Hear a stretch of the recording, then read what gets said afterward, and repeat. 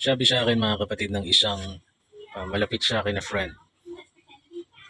Sabi niya sa akin, bakit mo ba gusto ng magandang pagbabago sa bansa? Bakit gusto mo si Duterte for example? Ikaw naman hindi naman lahat ng ginagawa mo legal. Nagkakaproblema ka rin sa parking. Minsan hindi ka apektado sa ni Bongbong, sa pamamahala ni Bongbong. Kahit na si Duterte ang presidente, binaha pa rin naman yung lugar mo. Bakit daw hindi ako maging wise?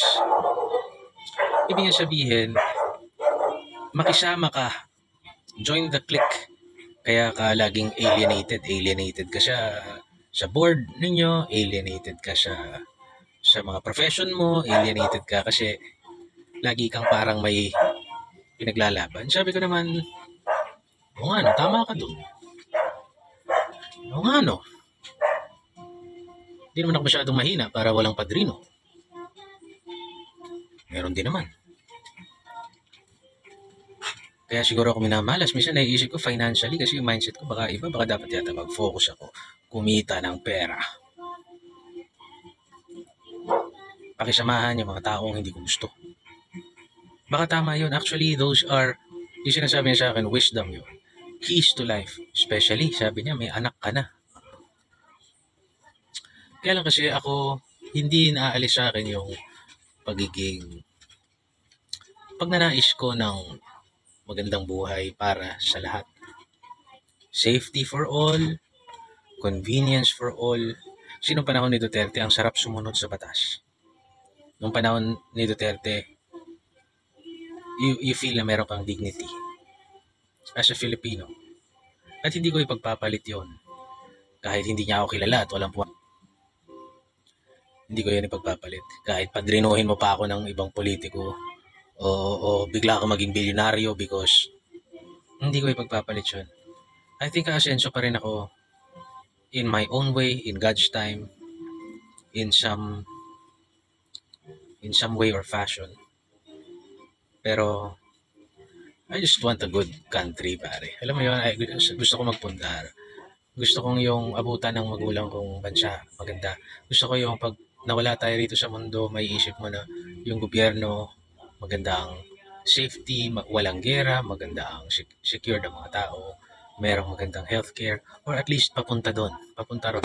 Na you are not being rewarded when malakas ka lang sa padrino, tapos masasama naman yung ginagawa mo. That you are being rewarded for being good.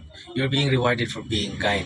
You're being rewarded for inventing something na makakatulong sa humanity. You're being rewarded for being just. Hindi naman ako ganun katuwid na tao, tama siya. Pero, it's just my dream. Ako, my dream. May mga nagsabi lang sa utak ko nung bata ako, mag-doktor ka, mag-abogado ka. Naisulat ko yata sa yearbook ko dati, lawyer. Pero ang dream ko is to become a rock star. Hindi rin naman ganun kadaling, hindi rin naman siya viable. My dream is to make something out of nothing. Ibig sabihin, makagawa ko ng negosyo, industry, out of nothing. I'm big on recycling. Kasi nakakatulong ka na, nababawasan mo yung kalat, basura, kumikita ka pa. So I'm big on recycling. Hindi lang ako magaling. Yung nga ginagawa ko ngayon na mga upuan na hindi pa tapos pero out of recycled basura talaga. Ayan. Tinatawanan lang yan. Bakit daw? Tangina, bakit hindi ka mag-focus? Bakit hindi ka mag-take ng bar exam ulit? Bakit hindi mo gawin to? Hindi mo kausapin to? Hindi ka makipadrino dito? O magpapasok ka rin director doon. Director ka naman ngayon. Magpaka-director doon.